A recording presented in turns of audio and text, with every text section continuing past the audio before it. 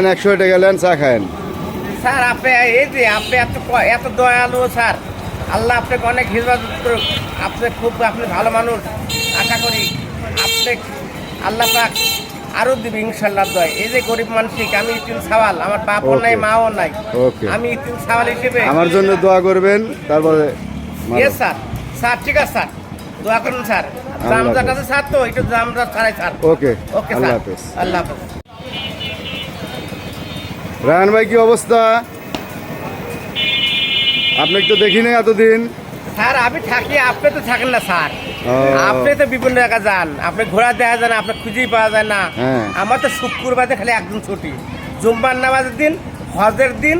এই জন্য আমি ওই দিন শুক্রবারের নামাজের দিন আমি আসি না, আমি ছুটি কাটাই। ও, হ্যাঁ। তে- আর শনিবার দিন তো মনে করেন চরম চাপ স্যার। আপনার ফ্যান ফলোয়ার প্রচুর আছে, তো ফ্যান ফলোয়ারের জন্য কিছু বলেন। আমার এই ভিডিওটা যারা দেখতেছেন সবাই কমেন্ট করবেন ও শেয়ার করবেন, Like দিবেন। ও লাইভ দিবেন। আশা করি আপনারা সবাই ভালো থাকবেন, ভালো থাকেন। আপনারা এই ভিডিওটা যাওয়ার সঙ্গে সঙ্গে সব লাইভ করবেন, কমেন্ট করবেন সবাই। আর স্যার আপনি ভালো আছেন স্যার? হ্যাঁ আলহামদুলিল্লাহ ভালো আছি। স্যার আপনার কি অবস্থা? আপনি তো খুঁজেই পাওয়া যাচ্ছেন, আপনি কোথায় থাকেন? ভালোই আছি। তো কথা হচ্ছে যে আপনি চা নাস্তা খাইছেন? না স্যার, এই পথে খাওয়াই কেটা আপনি স্যার, আমার এই আছে কেটাই কলেজ পাড়া, এই বিরতির পার স্যার ডিউটি করি।